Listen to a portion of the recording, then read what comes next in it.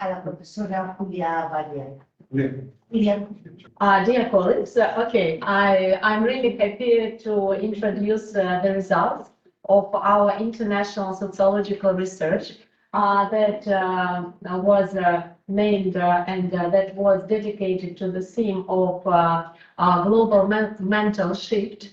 I will tell you in advance that the time that we started the research, these were the ending of the Corona times, and the time that we ended the research was March 2022, which obviously had another issues. And so the unique results of this research are important because they really reflect their times. And actually, okay, let's go to the results. Actually, I think that it was that Corona somehow mentally prepared people for external challenges. Next. Yeah. Okay, so the team of Russian, Spanish, Greeks, and Serbian scientists, and I'm honored to say that Spanish science was in the face of our dearest colleague Adolfo Calatrava. Thank you so much again. I want to say you officially from RANEPO University, from all my colleagues, because you contributed a lot. You were persistent, and all people who are here are sociologists. They know how important it is to gather the sample and to get students involved into the sample. So I really appreciate. And so we conducted the research starting from October 2021, as I said, and ending in March 2022. So it was about the basic values in general and about political values in particular. Yes, please. So as you see, the total sample was 1,279 respondents, from which from Russian universities there were 642, and European universities were 637 respondents, which is representative according to the general population. And as you see, here we have the vision how it was with the respondents. Most eager to participate in the research among European youth, I would admit it, were Serbians. They were overwhelming in the sample. And so then we were asking our colleagues in Spain and Greece to put more so that we make it a bit equal. But I must say that it also shows this eagerness. Because, wait. And so as you see in Russia, we also gathered from the use from the example of St. Petersburg, Moscow, Kaliningrad, and so on. Okay, next, please. So, and which was now come surprises, okay? Because I must say that we were assuming that youth in Russia and Europe, they are having supposedly different values, but this was not the case. So as you see, and this trend continues on through all the research, as you see here, actually the results are absolutely the same. So that we made this conclusion that values of Russian and European youth do differ, but so slightly, as you see here. Okay, we see only spiritual needs 15 and 16% in Russia and Europe. Spiritual first and then material needs, we see 81% in Russia and 79% in Europe. And this, I assume, this shift of the mentality that students put first the need of self-development, self-growth, dedicating time for themselves, and meditating and taking care about their health. We assume that Corona speeded it up because when in Corona times we were all locked in our houses, facing ourselves, not even be able to talk to other people, then it kind of triggered this shift in the mentality, and which is really interesting. And so only material needs, as we see, they are the lowest. So 4% in Russian example and 5% in European. So as we see also, I think that Corona triggered it, that no matter what, if you don't have mental or physical health, whether you have money doesn't matter. So it's material values really went lower than just spiritual, and of course even lower than spiritual and material needs, which was really overwhelming in the results of both examples. Okay, let's check the other. And so me as a sociologist, we couldn't just, we we couldn't just ask one question about values. I was modeling the situation here that, for example, with this question, what would you do if self-isolation repeats itself? Russian respondents, they told that they will do self-development work 63%, which is really a lot. And so that when modeling the situation, it is like, okay, you are now here alone in the apartment, not allowed to talk to anybody, what would you do? So only 15% would create their own online business, and so 5% would give money to charity, and just 8% will do this only like, pleasurable stuff, such as food, sleep, and TV. Yeah, that's this kind of basic needs, and overwhelming. Just remember this percentage, because next slide we see Europeans, and it's just 1% different in the answers. So 62 will dedicate themselves to self-development, which is really amazing, because you see these sociological pies, as I call them, they are baked by different youth in different countries, but they are absolutely the same values and the same life perception, and the same attitude to themselves, to the outer world. And so just here, I got to confess that, yes, a bit more of the youth is eager to start online business, which maybe because it is more easier to start online business in Europe because of this organizational work and stuff. And so, yeah, and you see also almost the same percentage of respondents do dedicate their money to charity, which is the same in the examples. So it is really, really interesting, these coincidences in the answers, so that we can actually say that, yes, we are having the same values, and it doesn't matter the geolocation of the youth. So it could be, I will continue, but just the conclusion is that we all, as university professors, should take it into account when dealing with youth, and assuming, that living old perceptions, yeah, they want to earn only money and everything, because many respondents in open questions, they told, first, I got to take care of myself, then I want my family to be well, and only then I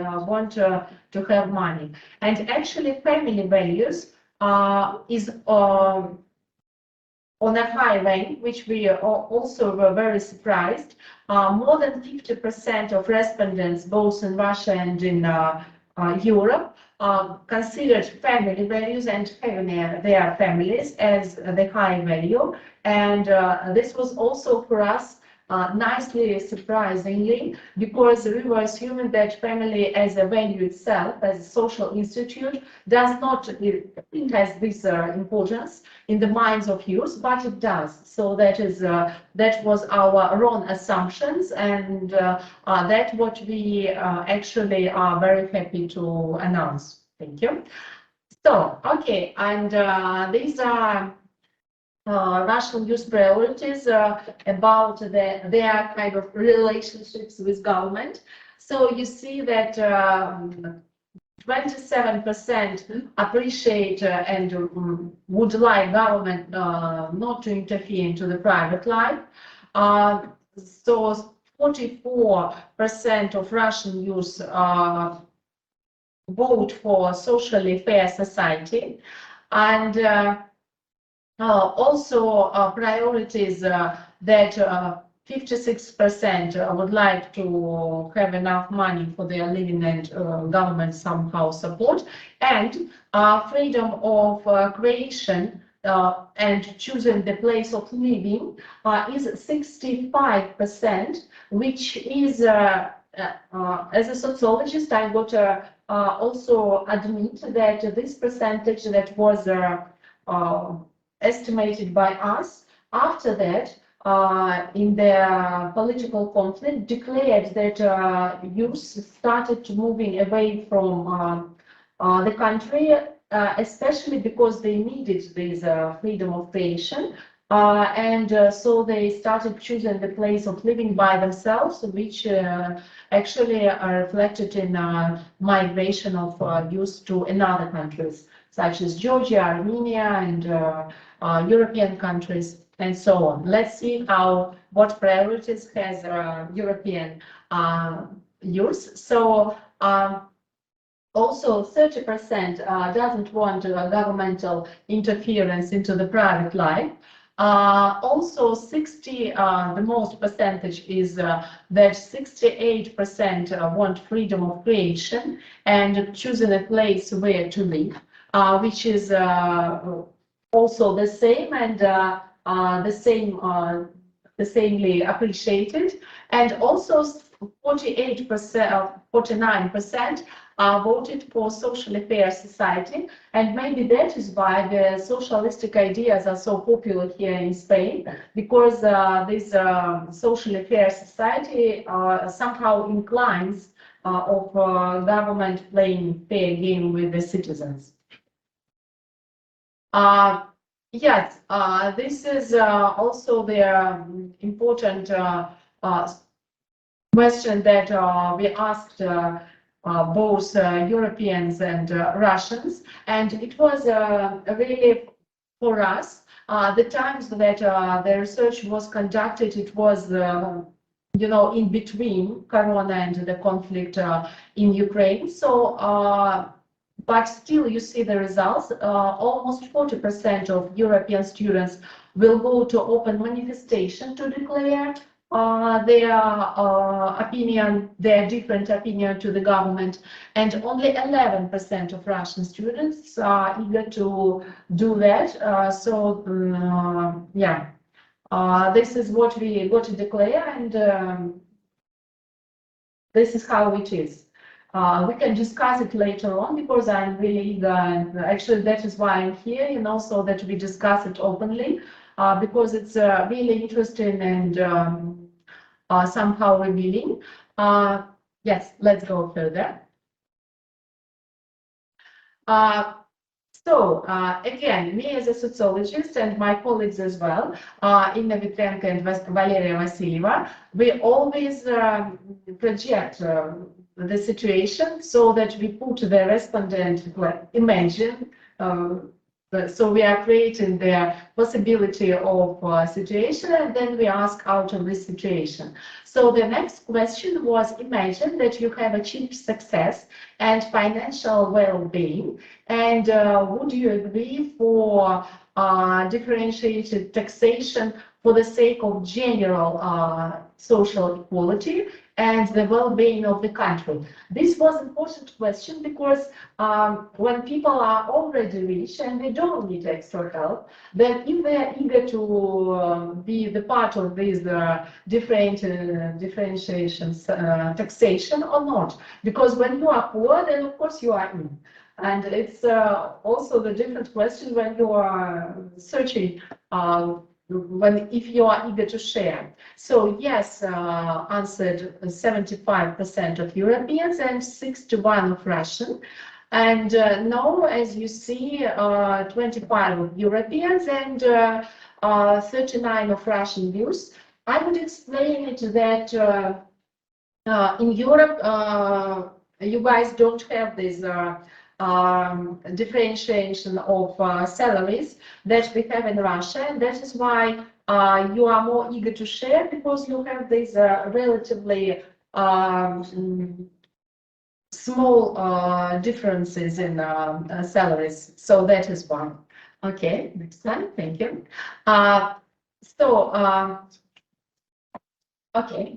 Okay.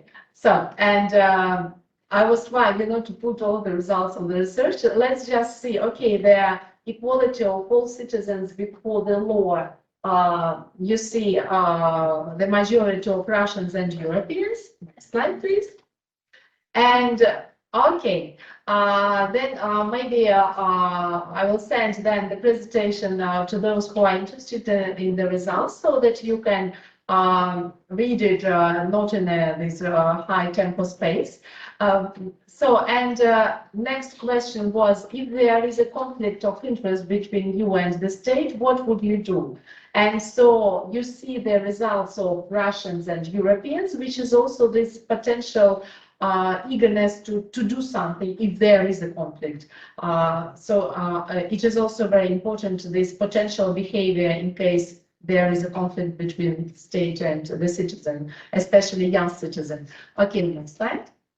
And yeah, what form of government seems to you the most fair? As we see, democratic much more in Russia than in Europe, authoritarian or everywhere low, and well, okay, totalitarian also. Okay, next slide. And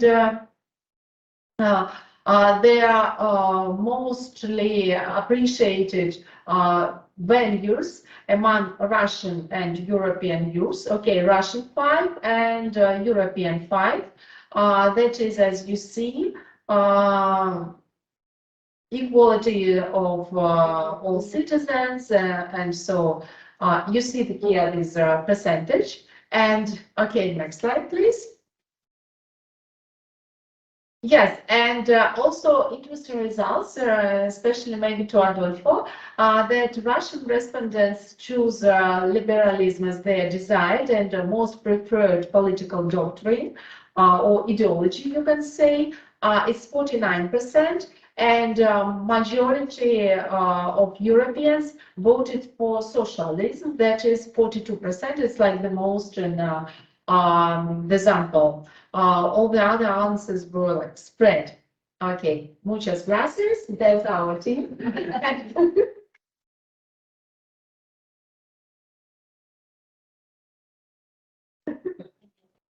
Thank you. Y ahora el profesor David Fernández. Bueno, lo primero de todo, agradecer a los organizadores y también agradecer al profesor José Miguel, a Paloma y a Adolfo por su compromiso con las ponencias y bueno, estar atentos a todas ellas para comentarlas. Y luego también tengo que decir que me agrada mucho, Paloma, que bueno, tenemos, por ejemplo, al profesor Juan Carlos, que viene ahora al departamento, y que vayamos siendo cada vez más gente sobre el tema de no solo el mundo árabe o Oriente Medio, sino también específicamente sobre el Golfo. Dicho lo cual, esto no cuenta como tiempo de la ponencia. Dicho lo cual, vamos a hablar, bueno, voy a hablar en este breve ponencia sobre los movimientos de cambio político y contrarrevolucionarios en Oriente Medio. Si queréis, lo voy a plantear esta exposición sobre tres grandes ámbitos. El primero, cuál es el contexto regional que se da en Oriente Medio en los últimos 10-11 años, tomando como punto de inflexión las famosas revueltas árabes de 2011, o conocido como Primavera Árabe, aunque hay unos antecedentes anteriores, como mencionaba el profesor Juan Carlos, de la revuelta verde en Irán en 2009 o las revueltas en el Sáhara Occidental en 2010, pero bueno.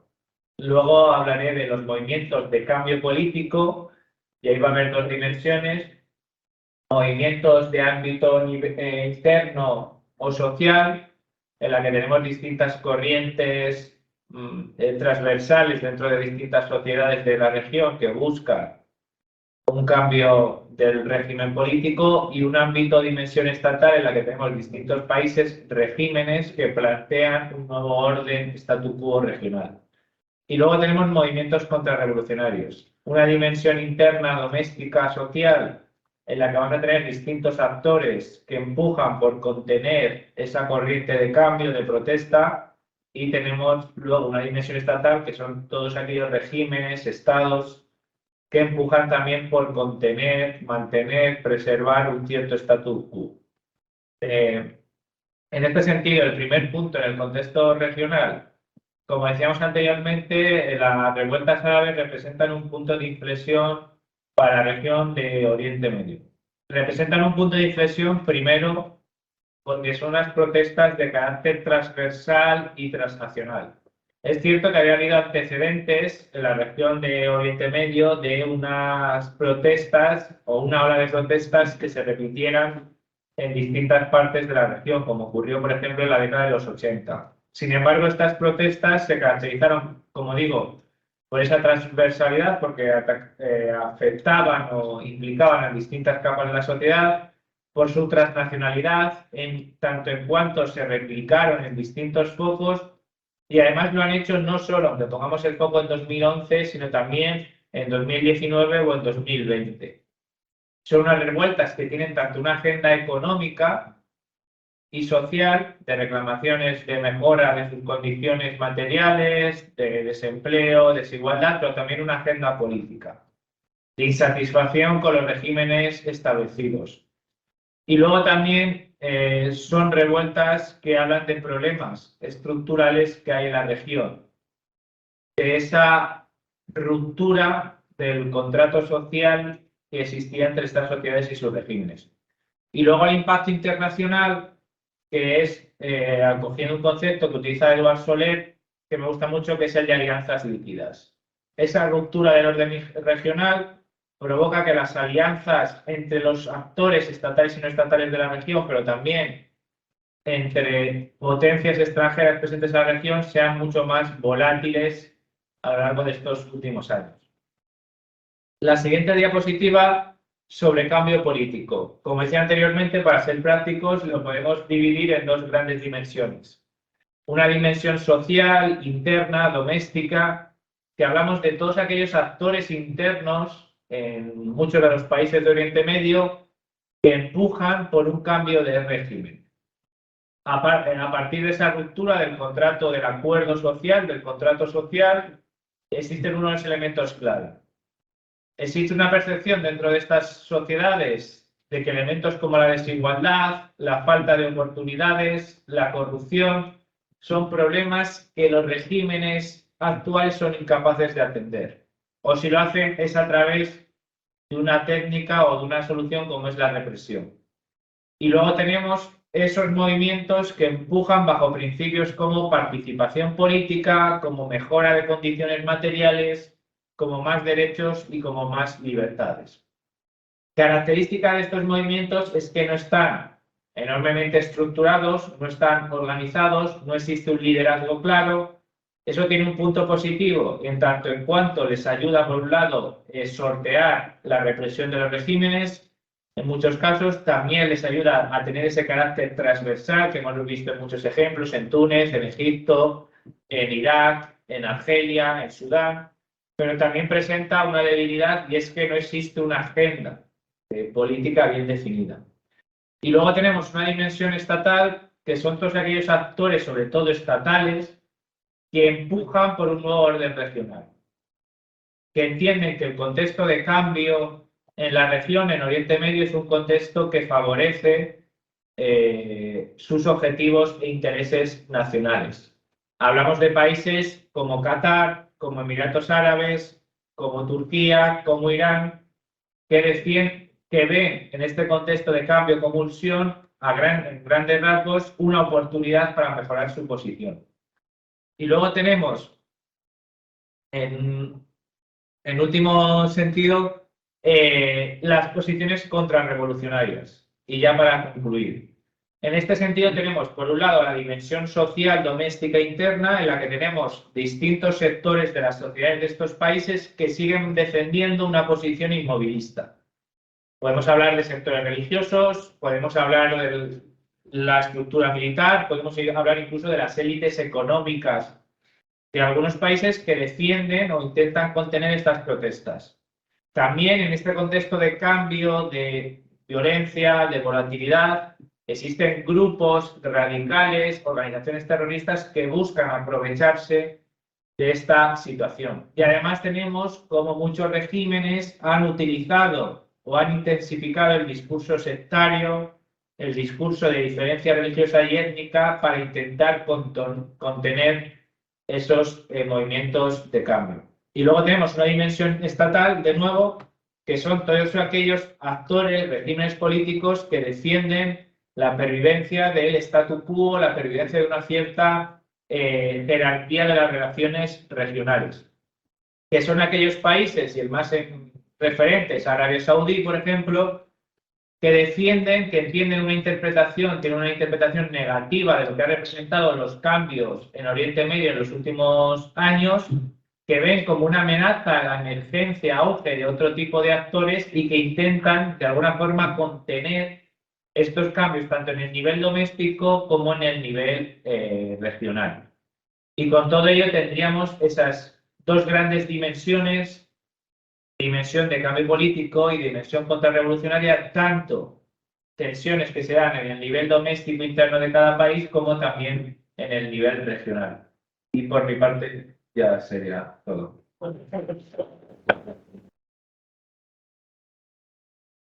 Pues pasaríamos a la comunicación que presenta Manuel Oberán. Bueno, antes que nada agradecer a la mesa por haber coordinado este grupo de trabajo con los entrevistados, así como felicitar al resto de ponentes por sus exposiciones y trabajo. Mi ponencia va a abordar cuáles han sido los cambios en Turquía del autoritarismo desde una perspectiva económica, pero no tanto abordando cuáles han sido las políticas económicas de Erdogan, sino cuál ha sido el trasfondo por el alto político de tales políticas. En este sentido, desde la llegada del Partido de Justicia y Desarrollo, de en adelante AKP en Turquía, lo que se ha ido produciendo es una reorganización de las relaciones entre sociedad y Estado y, por otro lado, una reorganización interna de la élite política, es decir, una reorganización de cuál es la correlación de fuerza entre las diferentes fracciones que se alojan en el poder y, sobre todo, con el AKP, lo que implica la entrada de un sector social ubicado en el centro de Anatolia, conocido popularmente como Tigre de Anatolia, y que se integran de manera completa en el Estado a partir de la llegada de este partido. En este sentido, este elemento político tiene relevancia, sobre todo si atendemos a la situación reciente de Turquía en términos económicos, donde se encuentra en una situación precaria que ha sido normalmente dada en noticias como en torno a la fluctuación de la lira. En este sentido, las políticas que Erdogan ha adoptado en torno a la lira no son tanto políticas azarosas, sino que se encuadran dentro de una estrategia general del gobierno por reducir el gasto fiscal, que históricamente en Turquía se ha mantenido como deficitario, y reducir la dependencia de los flujos de capital extranjeros. No obstante, esto no ha sido así históricamente de la llegada del RP, sino que está en punto de inflexión a partir de 2010, coincidiendo con las protestas árabes. En ese sentido, lo que representa la AKP en su llegada en 2001 es el descontento acumulado por la sociedad turca y en particular por realmente todos los sectores conjuntos, que se expresa además en el apoyo general de las principales organizaciones corporativas y empresariales de Turquía al AKP, y que por otro lado lo que refleja es el agotamiento político, social y económico del modelo kemalista que imperaba hasta ese momento en Turquía. Se trata, por tanto, previamente hablamos de un modelo económico basado en la intervención estatal, en la dependencia de flujos extranjeros, y donde desde los 80 lo que habían ido produciéndose era, por un lado, un intento de, como ocurre en el resto del mundo, de sustituir las importaciones por industrialización propia, que sin embargo, a raíz de la crisis de los 90, fracasa, se muestra insuficiente, se presenta como necesario una reestructuración en clave neoliberal siguiendo el consenso de Washington y que implicará, en este sentido, socialmente, ese auge de lo que he denominado como Tigre de Anatolia, que es precisamente la base, o más bien los representados políticos por el AKP. Esta importancia, ¿por qué está? Viene, por un lado, los Tigres de Anatolia, es decir, ese sector de burguesía media que tiene un trasfondo cultural islámico, viene a representar un desafío al sistema kemalista que hasta ese momento había vetado cualquier participación política o organización islámica dentro del poder por entenderla como antagónica a los valores kemalistas, sobre todo seculares. Sin embargo, una primera intentona, que es la del Partido del Bienestar de Erbakan, se muestra un fracaso, deja a estos Tigres de Anatolia sin representante político y será el Partido de Justicia y Desarrollo el que realmente sea capaz de vehicular sus demandas políticas, y no solo las suyas propias, sino las del descontento social que en Turquía se viene desarrollando a finales de los 90. Que esto económicamente enlaza con una situación de deterioro económico, de crisis y de carestía de productos básicos. La llegada de Erdogan bueno, de Erdogan, no de Erdogan, sino del Partido de Justicia y Solidaridad a Turquía se va a complementar con una serie de políticas económicas que, aprovechando el momento de expansión económica y de alta liquidez global, va a permitir que Turquía crezca en términos de PIB un 190% en cuestión de solo un año. En estas políticas lo que realmente la AKP plantea es, a través de la financialización de las empresas estatales por fondos extranjeros, algo que contrasta con la política a día de hoy, promover una liberalización de todo el sistema estatal turco, plantear, por tanto, que el Estado debe adquirir una función reguladora junto a las instituciones estatales con las que se puedan permitir la entrada de préstamos y se muestre Turquía como un país adecuado para inversiones extranjeras, y de esta manera permitir un desarrollo orientado hacia esa que se ha llamado financialización de diferentes estudios.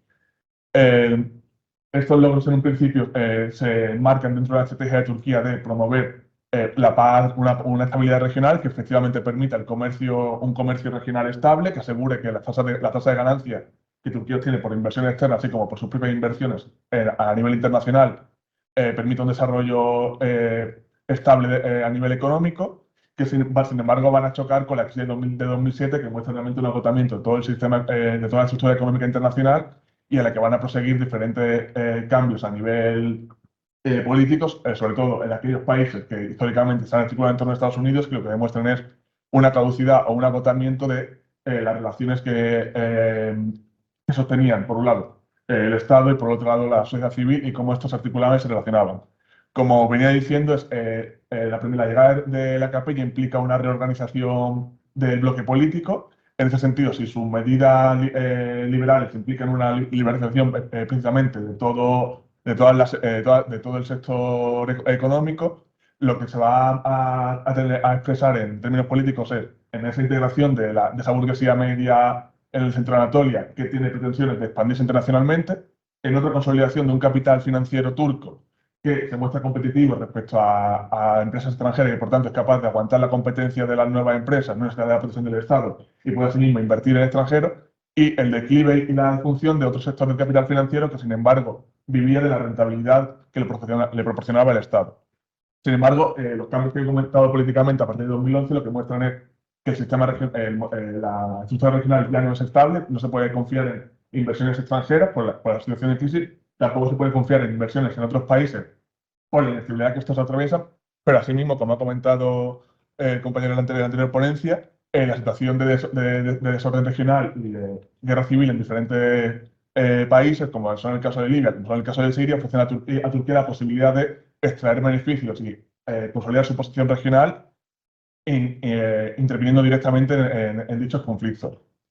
Esto, desde el punto de vista económico, lo que va a obligar a Turquía y va a promover es una nueva perspectiva económica basada en el neodesarrollismo, donde nuevamente el Estado vuelve a intervenir en la economía, pero no lo hace directamente, sino que, dado que hasta ese momento las relaciones entre sociedad civil y Estado habían sido líquidas, por no decir inexistentes y reducidas al elemento puntual, es el AKP el que se muestra como mediador. Esto que implica que el reparto de riqueza, que hasta 2008 era amplio y por tanto permitía a todos los diferentes sectores sociales beneficiarse del mismo independientemente de quién representa la AKP, cesa, y es el AKP el que se dirige como árbitro para determinar qué sectores sociales van a verse beneficiados, qué sectores sociales son los que van a poder gozar de las diferentes ayudas estatales. Entonces lo que se forma es un sistema clientelista, un sistema corporativo en torno al Partido de Justicia y Desarrollo, donde además la reducción de la tasa de ganancia va a implicar una exacerbación de las puntas internas entre las diferentes fracciones, donde lo más significativo va a ser el cisma entre la AKP y el movimiento gulenista, y que implica realmente la expulsión de facto, en gran medida, de ese capital financiero que decíamos que a inicio del 2000 se beneficiaba de la liberalización, en beneficio sobre todo de los tigres de Anatolia. Sin embargo, ese cisma entre el movimiento gulenista y el AKP va a implicar una pérdida de la vinculación de la AKP con su base social, que no es exclusivamente los tigres de Anatolia, sino que se mostraba sobre todo en el campo urbano y en el campo rural, y un gran obstáculo y problemas a la hora de gestionar el Estado, en la medida en que eran los cuadros gulenistas los que se encargaban de gestionar y desarrollar la estructura estatal en reemplazo por la estructura tradicional kemalista que a lo largo del 2000 fue progresivamente purgada, sin problema, que fue progresivamente purgada. Esta situación lleva en 2016, en las elecciones turcas, obligar a Erdogan, por un lado, y al partido de desarrollo, que pierde además votos y porcentaje en las elecciones, pactar con el Partido de Acción Nacionalista, quien paradójicamente había sido de los elementos, sus líderes purgados y encarcelados las acusaciones de golpe de Estado durante finales de los 2000. Esta nueva alianza que se forma entre ambos partidos implica realmente una incorporación, más bien reincorporación plena de ese sector al reparto económico y se va a traducir en un modelo económico basado en intervenciones en el extranjero. Es decir, se trata de intervenir extranjeramente en diferentes conflictos con los que, a través de acuerdos tanto económicos como militares, promover y propulsar la economía turca y, por otro lado, para formar parte de la reconstrucción del país a través del cual poder obtener beneficios. Esto, ¿cómo se resuelve con el autoritarismo en Turquía? Bien, por un lado, esa reducción de que repartir, después de que ese repartir implica que no todos pueden acceder a los mismos beneficios que accedían antes, por lo tanto hay que decidir y la CAP es quien decide, la medida en que es el intermediario entre Estado y sociedad. Esto implica un achicamiento directo de la democracia, en la medida en que ya no se reparte, ya no todos hacen por igual, ya no todos tienen iguales posibilidades, sino que hay un sesgo que es realmente la vinculación directa con el AKP. Y por otro lado, la entrada del Partido de Acción Nacionalista lo que refleja realmente es esa profundización en torno a los sectores representados por el AKP y por el Partido de Acción Nacionalista, en detrimento de otros partidos como son el partido CHP o HDP, el primero el kurdo, el segundo el socialdemócrata, y las amenazas e intentos incluso de legalización contra dichos partidos. Y eso es todo. Gracias. Voy a destacan las primeras 4 potencias, ¿vale? Menos la última, la de Turquía, que lo hará mi compañero José Miguel Camillo. Bueno, empezando por José Miguel Camillo, pues sobre todo su ponencia, es que, bueno, primero, felicitar, congratulations, han sido muy interesantes y todas han aportado mucho. Hablando de la ponencia sobre el multilateralismo, yo, me ha parecido también una ponencia muy interesante. Voy a ir muy rápido, ¿vale? Voy a colocar simplemente un par de ideas encima de la mesa. Yo sí que además también lo he hecho en mi ponencia, yo creo que se entra, como ha dicho el profesor Tardillo, como ha dicho Miguel Ángel esta mañana, que se entra en un proceso de reformulación del multilateralismo. Es verdad que la visión que ha dado José es una visión que al final lo ha reconocido parte de lo que cree que debería ser, parte del planteamiento idealista, normativista también, después de haber analizado, y eso tampoco queda claro si es eso lo que va a ser o no va a ser dentro de siempre esa dialéctica que existe entre la realidad en relaciones internacionales, la realidad y el elemento más idealista normativo que tenemos nosotros. Lo que sí es claro es que existe un proceso en el cual estas instituciones se han mostrado actualmente ineficaces y a lo mejor para determinar esa sociedad mundial, como decía ninguno, crear esa sociedad mundial de compartir valores y a la vez intereses e identidades, ¿vale? Dos cosas. Una, con lo de los sectores no estatales. Yo creo que hay un tema interesante, y además que lo dejo para ti, al ver la importancia de los sectores no estatales y los procesos multilaterales, es indudable que la complejidad de la sociedad internacional ha llevado a esa mayor presencia, pero son, al final, los actores importantes, los estados, son igualmente permeables a los condicionantes o a las actuaciones que llevan a cabo los sectores no estatales. Amnistía, Human Rights Watch, no es lo mismo. Entonces, esa permeabilidad yo creo que es importante también para configurar ese elemento dentro del sistema multilateral. Por otra parte, yo creo que es muy importante como elemento para analizar y también como elemento idealista, es importante la distribución de los bienes públicos globales.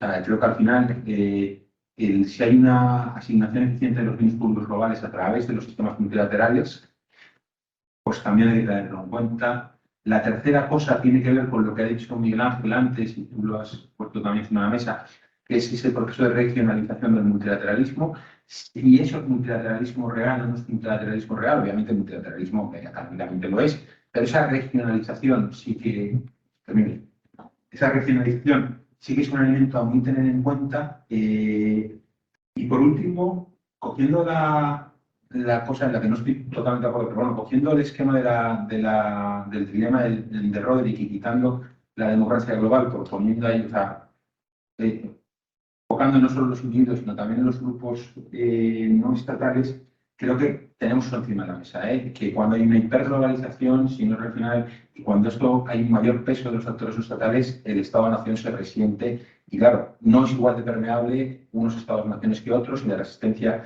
de unos estados a esa permeabilización pues, pone en jaque ese proceso de esos procesos multilaterales. Creo que es muy interesante y además, como sé que estás trabajando en ello, pues son ideas que he soltado, pero bueno, me parece muy interesante. En cuanto a Irak, también muy interesante, además lo he aprendido muchísimo en la esta. Tengo una duda, yo no sé, pero claro, yo no soy experto en Irak. Yo, si no he entendido mal, Rafsanjani como reformador, a mí ya me choca todo hasta donde yo cabía, pero es cierto que, claro, o sea, yo no he profundizado.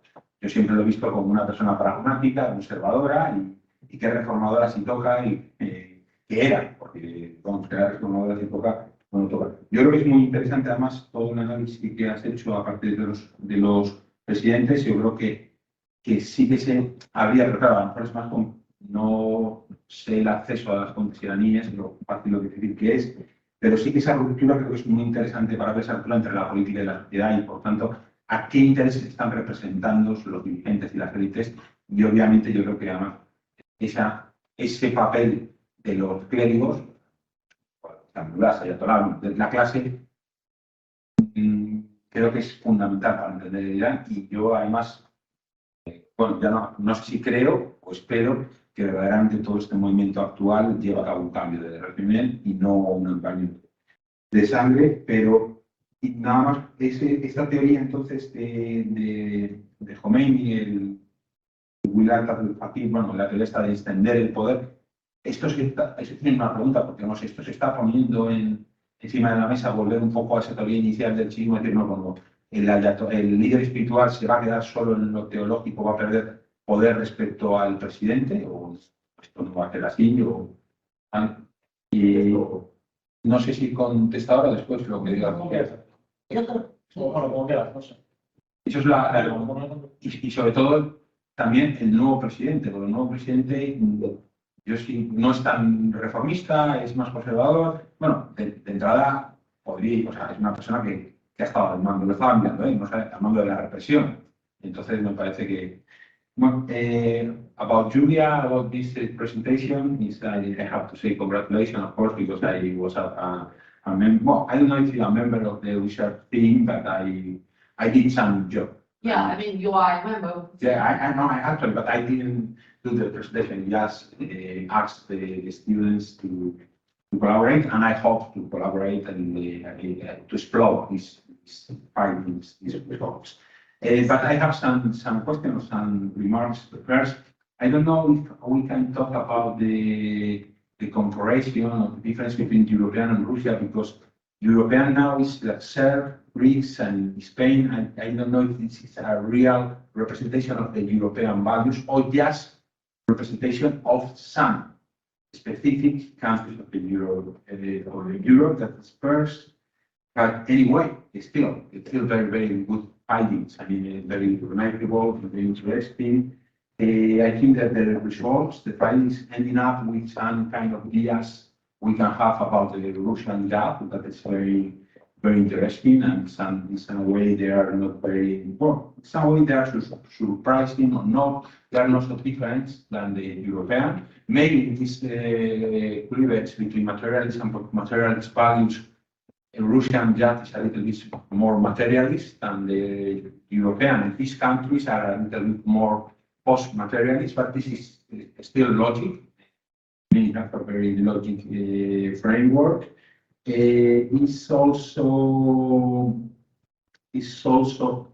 very significant, and maybe you can tell us a little bit about the difference about if the Russian jab couldn't express publicity about the opposition or about or they wouldn't demonstrate the opposition about the government. For some government, it's like 11% only compared to the 40% of the European. I don't know if this is because the Russian jab support government or because all this or a lack of freedom, some kind of lack of freedom environment. You know, you can tell me later. And I think it's very good we have very good findings to very good material for further or for later publication. Maybe we can resolve the world value survive because there's some results here are consistent to the world value survive, so they're a little bit less. But anyway, thank you very much. Congratulations for the results. Y por último, David, bueno, una cosa formal, una presentación, o sea, ya me ha costado, también es que yo veo muy mal, pero ese verde y negro con el blanco, yo no acabo de verlo bien, pero bueno, simplemente una cosa formal. Me parece súper interesante el análisis porque además, utilizando esa doble dimensión de lo social y lo estatal con los actores, cubres casi todo el espectro. Yo creo que sí que, como es un estudio de área también, permite la comparación entre países bastante bien, porque tienes variables muy significativas.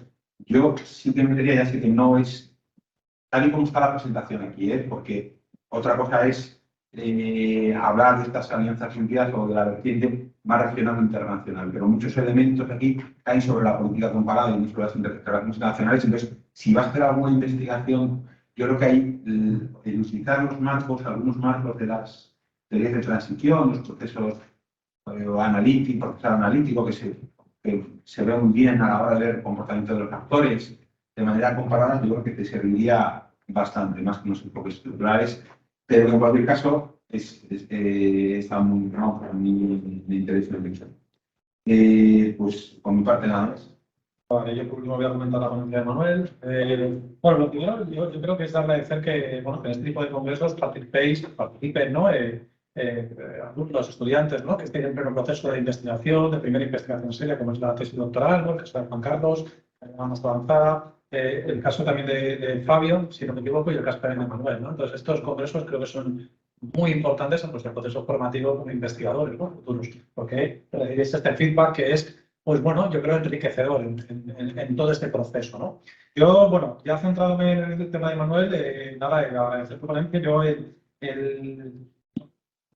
queda muy claro, ¿no? La vinculación entre política y economía, más que economía y política, yo creo, porque yo según te he escuchado y según te he leído, me daba más la vinculación de cómo la política utiliza lo económico para estar en una posición o permanecer en una posición de poder, más que al revés, más que la económica ha condicionado lo político, ¿no? No sé, yo ahí tengo mi duda, pero bueno, lo dejo un poco para reflexión, ¿de acuerdo? Para reflexión. Sí, ¿qué es lo que condiciona a qué, ¿no? Si lo económico a lo político o lo político a lo económico. En este sentido, voy un poco a avanzar en mi crítica, ¿no? O en mi crítica positiva, en crítica constructiva, que es, bueno, de hecho me falta un poco en las 4 fases de la política exterior que existe en Turquía, ¿no? Y que, bueno, que aquí sí que te recomiendo, que seguro que le conoces a Conyuru, ¿no? Que tiene un artículo muy interesante sobre las 4 fases de la política exterior, que es muy necesario, ¿de acuerdo? Muy necesario leerlo para poder entender lo que es la proyección internacional de Turquía. Yo he hecho en falta una de esas primeras fases que es fundamental, que es el eterno sueño, el eterno camino de Turquía de incorporarse a la Unión Europea, ¿no? Y cómo eso ha condicionado la apertura económica del Estado turco. Es decir, no podemos entender las reformas económicas que ha realizado Turquía durante décadas sin ver el objetivo final de esas reformas, que era ingresar en la Unión Europea. Y el ingresar en la Unión Europea te obligaba a llevar a cabo esta apertura económica, ¿no? Yo creo que eso sería interesante, ¿no? Sería interesante. ¿Qué es lo que ocurre? Que cuando Turquía empieza a ver que ese sueño ya empieza a ser una pesadilla y que incluso ya empezamos a despertarnos y no vamos a entrar en la Unión Europea, ya entonces empezamos a decir, bueno, pues entonces el rol de la política exterior de Turquía tiene que ser otro y tiene que ser el expansionismo regional y volver a ser una potencia regional. Y en ese sentido, ¿qué nos interesa? La práctica autoritaria y ya olvidarnos de la Unión Europea y llevar a cabo unas reformas económicas que se adecúen a nuestros intereses nacionales en política exterior. No sé, te lo comento un poco así a modo de poder. Sí, porque es bastante largo, ¿vale? Entonces, porque claro, una de las cosas que me ha descolocado un poco es cómo explicar desde un punto de vista coherente la apertura económica y el cierre político. Pues claro, yo ahí me voy un poco a China, porque yo, si llevo a cabo unas reformas liberales, tienen que ir acompañadas para que sean coherentes de una apertura política o por lo menos de un sistema también liberal en lo político. Entonces, ¿cómo tendemos hacia lo autoritario y al mismo tiempo hacia lo neoliberal? Entonces, bueno, eso me generaba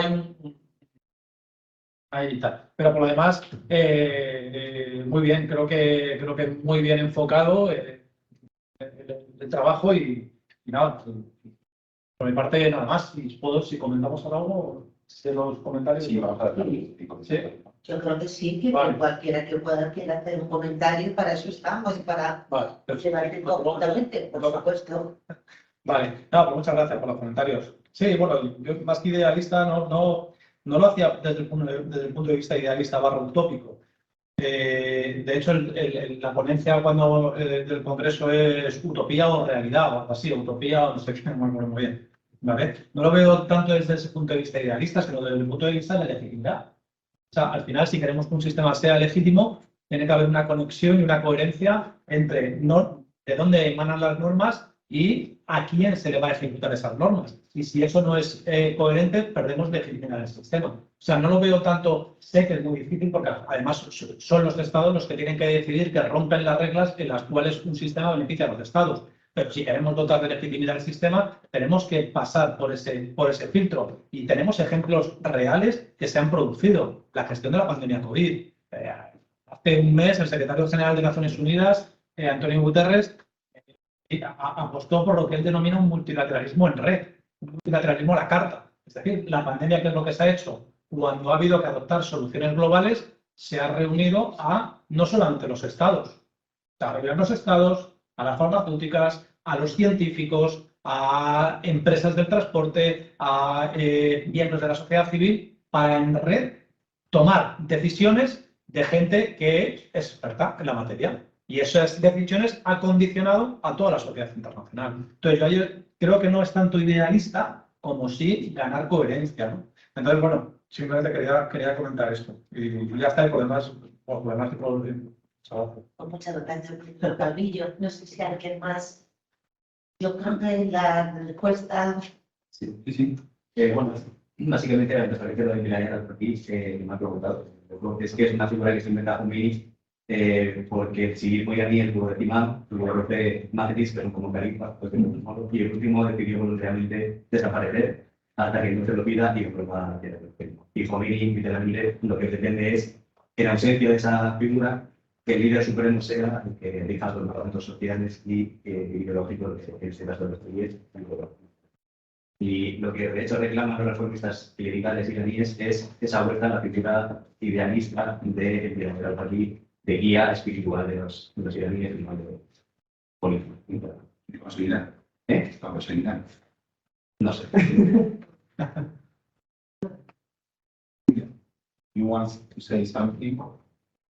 I would like to say that I really appreciate that we discussed today and that I shared the results, and I think that also we'll talk to you later on, so that maybe you also have some insights or surprises on the results, because it's always when research the reality. And now that we are having this instrument, the question and the box, we can make it final so that we can make it general. We will see. And it was my pleasure to speak here. Thank you. Thank you. Thanks. No sé si alguien más. Pues muchas gracias a todos por su asistencia. Gracias a vosotros por vuestro apoyo también y por haber estado aquí tan pendientes de nosotros y bueno, pues les deseamos que todavía te siguen 3 días más de congreso, les deseamos un buen congreso.